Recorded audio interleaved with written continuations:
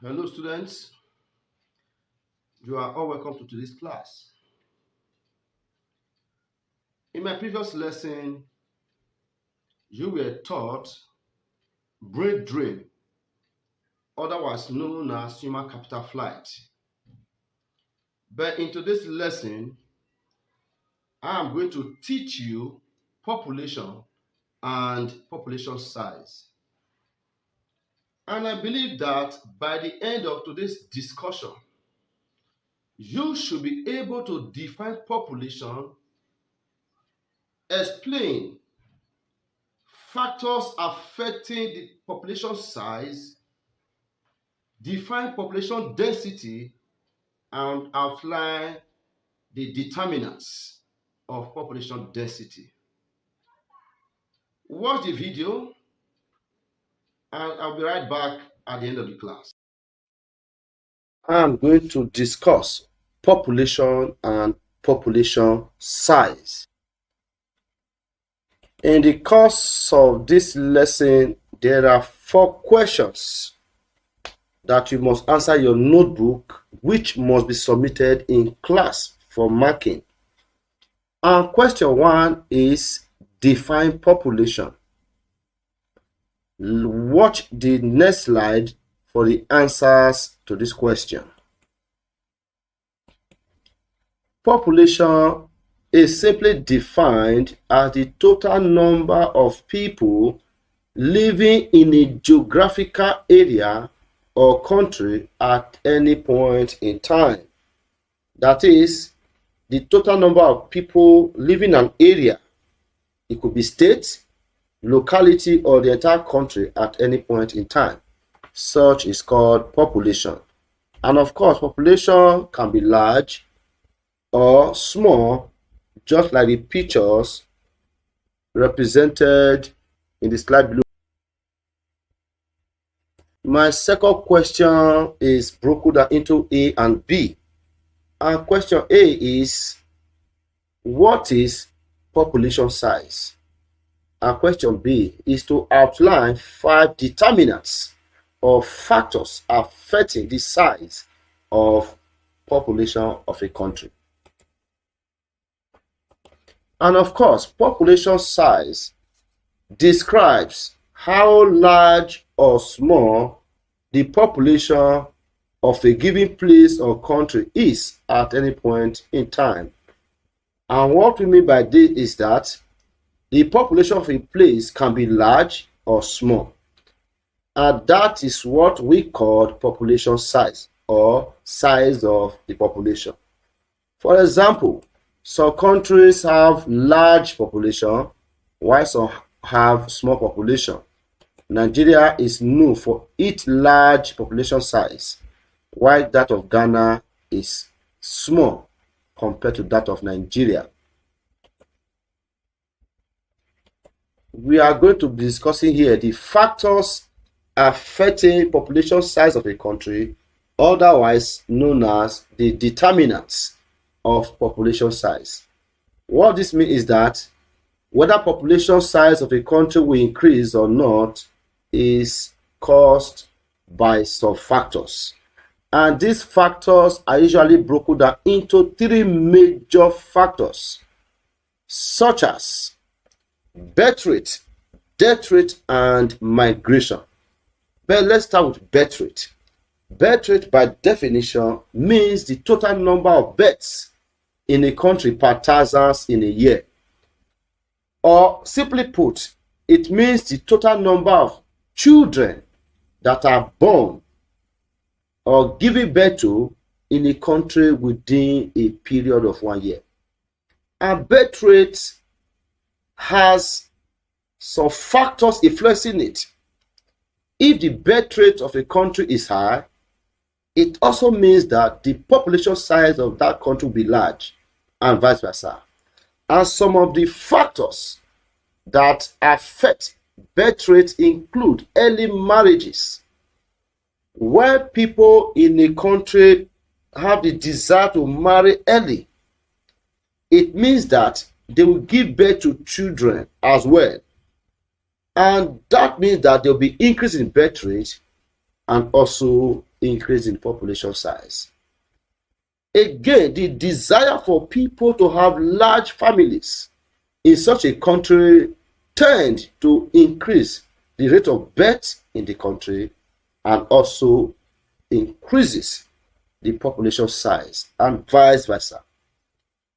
And again, desire for polygamous marriages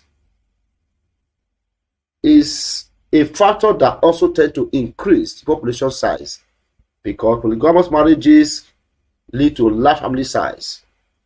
And all these and many more are factors leading to high population size. Death rate is the opposite of birth rate, and death rate can also be called mortality rate. And it means the total number of deaths in a country per thousand in a year. What this is talking about is that within a given period of 1 year, the total number of people that die in various ways through accident, sickness, old age, or whatever, all constitute the death rate. And if the death rate in a country is high, it means that the size of the population will fall, and vice versa. And again, death rates are influenced, or rather is influenced by some factors like high infant mortality rate. This means that if the rate of children dying in a country is high, the population size of such a country will fall. Poverty tends to increase the death rate in a country and also reduce the population size of such a country. And again, natural disasters also increase death rates and reduce the size of the population of a country. All these tend to lead to reduce population size of a country, making such a country to have low population size. The third factor is migration, which is the movement of people in and out of a given country. Our migration is divided into two: emigration and immigration. Emigration is the movement of people to other countries, while immigration is the movement of people into a country. Emigration reduces the population size of a country, while immigration increases the population size. My third question for you is, what is population density? Population density simply means the total number of people per square kilometer of land. That is, it means the total number of people living in a given land mass. And again, population density may either be low or high. And of course, it has formula for measuring it. Total population divided by total land mass or land area. Let's take an example. We have an example here where the total population of a given country in 1995 was 88,514,500, and the total land area or land mass was 923,768 kilometers square. And of course, formula must be quoted, and let's show the workings. The total population, like we said, is 88,540,500 divided by the total land mass, and we have 96 persons per square kilometer. My last question for this lesson: A, explain what you know by aging population, and B, explain the implications of aging population. Aging population is also known as a declining population. And this concept sometimes confuses the students. Many people think that declining population is just a population that is declining in terms of number. What we mean by aging population or a declining population is the population that comprises more of the old people and less of children and young people. Meaning, in such a country, the total number of old people is increasing, while the total number of children and youth is decreasing. Such a population is called aging population. As you can see here, the picture is mainly of old people. Such a population is known as aging or declining population. We have implications of a declining population. And when we say implications, we mean both the advantages and disadvantages of an aging population. Let's start with the advantages. What are the advantages of a declining population? First on my list is it leads to reduction in congestion because of underpopulation. When a country is not densely populated, there will be less congestion on our road and houses. It's a very good advantage. Like you can see in the picture, no traffic hold up. Again, it tends to increase the living standard of people in such a country where everybody live happily. There's enough for everyone. Such will make the citizens of such a country to live happily.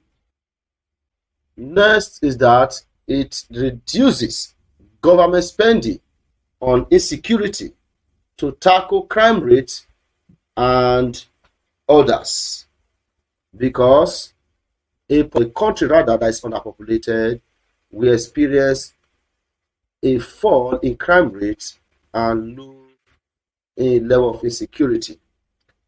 And such will enable the government to conserve money for other developmental projects, increase in employment for the people. That is, an aging population usually experience an increase in employment opportunity where there is enough job for everybody in the labor force. There is hardly anybody that is underemployed or that is facing outright unemployment. And again, it leads to increase in savings. Savings leads to better investment. Since the few labor force are gainfully employed, it therefore means that they have enough to eat, spend, and to save. And like I said, savings in one way or the other increase investment. A country that have increased investment will mean more job opportunities provided. Like the GIF you see below is showing the activities in a stock exchange market, where shares, whether old or new, are bought and sold.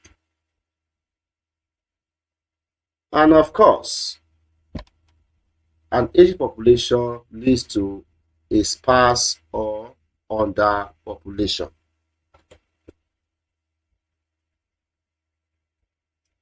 Now let's look at the disadvantages of an aging population.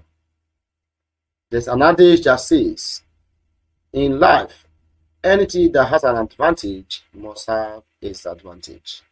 And some of the disadvantages of an aging population include a drastic reduction in the working population. Working population here means the youth, the able-bodied men and women that are required to do all kinds of jobs. In such a population that's aging, such number of persons in labor force reduce. And that will lead to high dependency ratio, especially among the aged or elderly people in such an environment, because the old people probably must have retired, do not have the energy to do the daily activities needed or done by the youth. And in such a case, these old people must survive, therefore depend on the government and the few labor force that are actually working in the country for survival.